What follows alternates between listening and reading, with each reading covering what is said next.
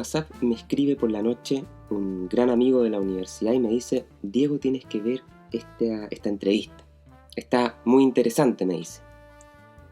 Y bueno, voy, le pongo play y efectivamente era una entrevista tremendamente interesante, lo que me lleva a hacer esta columna de opinión para tocar un tema muy, muy profundo, pero también completamente trascendente en la discusión filosófica actual, y que tiene que ver con la naturaleza del ser humano, que tiene que ver también con la naturaleza de la mente y del cerebro. Estoy hablando de una entrevista que le hizo la periodista chilena Nicole Rodríguez a un neurocientífico muy conocido en España, el señor Rafael Yuste. Y entonces Yuste menciona en la entrevista que el asunto es muy simple, ¿ok? Que la mente humana está generada por el cerebro, que todas las capacidades cognitivas de las personas, que todos nuestros pensamientos, memorias, emociones y hasta nuestras decisiones, todo nuestro comportamiento surge de la actividad coordinada de los circuitos neuronales que tenemos en el cerebro, y que además esto ya se sabría desde tiempos inmemoriales, desde los tiempos de los egipcios. Incluso se lanza frases de una grandilocuencia todavía mayor, si es que eso es posible, ¿no? Y afirma que por primera vez en la historia, gracias a las neurociencias, vamos a saber qué es un ser humano.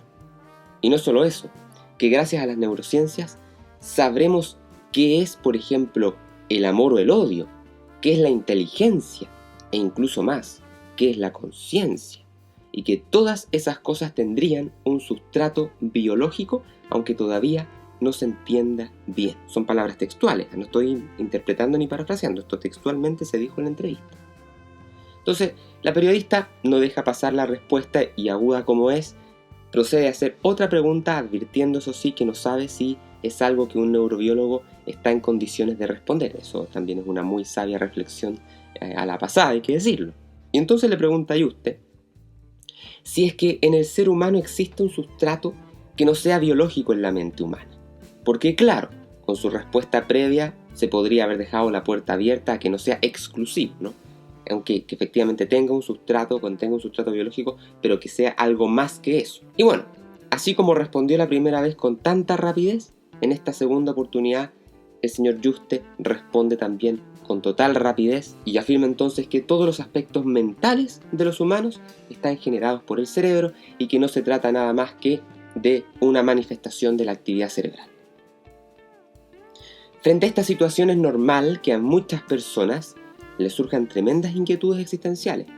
Si la ciencia es capaz de explicar quiénes somos, si somos solamente materia, escudriñable por el paradigma científico-matemático, ¿qué pasa con cosas como el sentido de la vida, con la trascendencia?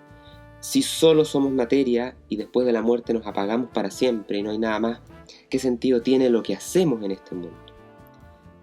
¿Estas afirmaciones sepultan también a Dios?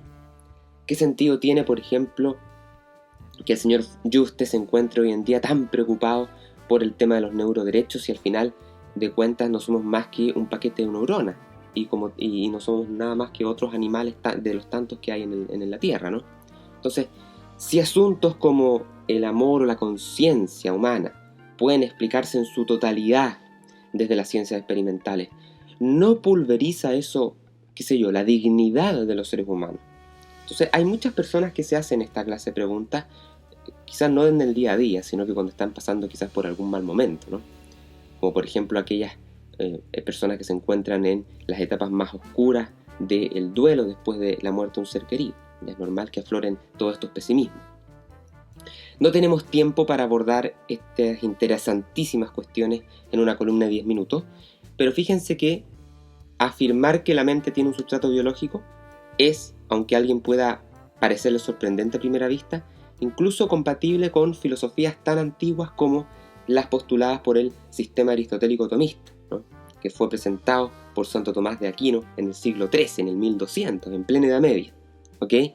Santo Tomás, para quien El alma consistía, conforme así lo define, digamos, el profesor filósofo de la ciencia Edward Fesser, experto en Santo Tomás, para el doctor Aquino, el alma consistiría en la forma sustancial del cuerpo humano que subsiste tras la muerte y que además es la responsable de dotar de inteligencia, creatividad y libertad al hombre, ¿okay? Y por lo tanto, el cristianismo no niega que seamos seres materiales. El asunto es que no nos reduce simplemente a eso, ¿okay? El alma humana y la mente están inextricablemente unidas al cuerpo, donde este último proporciona los medios a través de los cuales la mente interactúa con el mundo material. No se trata del dualismo cartesiano que diferenciaba a rajatabla la existencia de una mente sobrenatural y de un cuerpo material, sino que están los dos unidos, indisolublemente unidos en esta realidad, ¿ok? Por lo tanto, en ese sentido, es perfectamente posible mantener la vigencia de la concepción filosófico-aristotélico-tomista con los actuales estudios neurocientíficos. No puedo entrar en más detalle en esta materia porque si no vamos a estar aquí más de una hora hablando, pero sí lo que les puedo recomendar es que si quieren profundizar en el tema, en este proyecto educativo hemos abordado el asunto de lo que es la naturaleza de la mente, del cerebro, de la naturaleza de la libertad y de la conciencia en múltiples estudios e investigaciones que hemos hecho. Les recomiendo, por ejemplo, que lean este libro que publiqué hace un par de años atrás. Se llama Derecho Penal, Física y Neurociencias, la libertad como fundamento de la culpabilidad jurídico-penal. Y en él abordo todos estos temas de los que estamos hablando en esta columna de opinión, desde la perspectiva de cuáles son los efectos para el derecho respecto a la negación del ser humano como un ente trascendente, ¿ok? Que es un tema súper debatido y súper en boga hoy en día. Sí me gustaría, para hacer el contraste con estas palabras del profesor Juste en la entrevista, que a primeras pareciera ser como si estuviese, digamos, aflorando de parte de él una especie de reduccionismo científico, aunque yo no me atrevería a decir que el profesor Juste sea reduccionista, simplemente está mirando todo esto, abordándolo desde su expertise, desde su área de expertise. Y obviamente, si su área de expertise es científico experimental, es natural que no encuentre nada trascendente ni inmaterial en sus estudios. Pues es natural, pues si lo que está estudiando es lo que es el cerebro, lo que se puede medir, ¿no? Y entonces les quiero hacer el contraste de lo que mencionaba el profesor Juste con lo que menciona un médico italiano que es profesor de la Pontificia Universidad Católica de Chile y que escribió este libro hace un par de años que se llama Dos amigas frente al misterio. Este es uno de mis libros favoritos de toda la vida. Y les quiero leer algunos fragmentos para que ustedes contrasten lo que se dijo en la entrevista de Nicole Rodríguez con lo que piensa este médico italiano que hace clase en la Universidad Católica. Dice: el cerebro no explica quiénes somos. Los datos obtenidos en este ámbito de la investigación científica no coinciden, sin más, con una visión del mundo y del hombre. Sin embargo, esta pretensión sí la tienen las teorías interpretativas divulgadas, porque hay un capítulo lleno que se está refiriendo al tema de la neurociencia, ¿ok? Entonces, hay teorías interpretativas divulgadas de corte materialista que así lo piensan. Sobresale en ellas un enfoque reduccionista que explica las capacidades mentales humanas a partir de componentes cerebrales y correlaciones neuronales. Se conectan las actividades mentales con áreas cerebrales activadas durante ciertas acciones. Me llegó un ayudante para estos temas. Ya. En este sentido, entonces, estas teorías se alían perfectamente con aquella estrategia característica de nuestro tiempo y especialmente de los últimos 2 siglos, que considera a la biología como el saber explicativo de la naturaleza humana. La identidad humana se reduce a identidad biológica y esta tiene su centro en el cerebro. Seríamos entonces, bajo esta concepción, seres neuroquímicos o ciudadanos biológicos. El hombre sería una suerte de sujeto cerebral. Se entiende que lo que está en juego es la naturaleza de nuestro yo. El neurocentrismo es un rasgo del materialismo contemporáneo. Es un intento de reescribir los límites de la mente para descubrir cómo los mecanismos neuroquímicos pueden determinar la conciencia y el pensamiento. Gracias a las neurotecnologías y a la posibilidad de elaborar un mapa del cerebro, intenta reconducir los fenómenos mentales a la actividad nerviosa, confinándolos dentro de la caja craneana hasta llegar a hacer coincidir el ser persona con tener un cerebro. El sujeto cerebral, la nueva figura antropológica de la modernidad, ¿corresponde a la verdad de la naturaleza humana?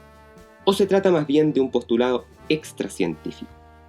Advertimos que la ciencia, dice este profesor, no basta de por sí sola para explicar la edificación de una antropología o de una moral. Así que, en efecto, se trata de un postulado extracientífico el reducir al ser humano a simplemente un sujeto cerebral. Es una posición filosófica, quiéranlo o no, aquellos neurocientíficos que de sus explicaciones, de sus investigaciones, concluyen estos asuntos. La ideología del sujeto cerebral encierra una paradoja fundamental. Se describe el cerebro como el órgano material por excelencia y contemporáneamente este órgano va incorporando las cualidades tradicionalmente atribuidas al alma, sustancia inmaterial por excelencia. ¿Ok? ¿No será que reduciéndolo todo a bases neurobiológicas empobrecemos la naturaleza humana?, se pregunta este médico. ¿Ser personas no es otra cosa? La idea de bondad, por ejemplo, no puede medirse. La idea, el juicio, la decisión son ejemplos de fenómenos cuyo contenido real no es mensurable o divisible, aparecen como inmutables. Y luego, si hay en el hombre algo que no es divisible, mensurable, ni esencialmente cambiable, hay entonces en él algo de no mortal. Y el discurrir intelectual continúa. Si el espíritu no es fruto de la materia, ni una manifestación más evolucionada de la misma, la libertad del ser humano es un fenómeno espiritual inaccesible a un método que pretenda reducirlo a la sola realidad material. En conclusión, desde esta perspectiva compatibilizadora entre lo que es la fe y entre lo que es la ciencia experimental, podrán pasar milenios, podrán pasar todos los años que usted quiera en lo que es la evolución y el estudio de la ciencia, pero la ciencia experimental nunca va a poder abordar temas como el alma o la trascendencia del ser humano porque se escapan a la dimensión reducible al estudio del paradigma científico-matemático. No son reducibles a lo que podemos estudiar por las ciencias experimentales.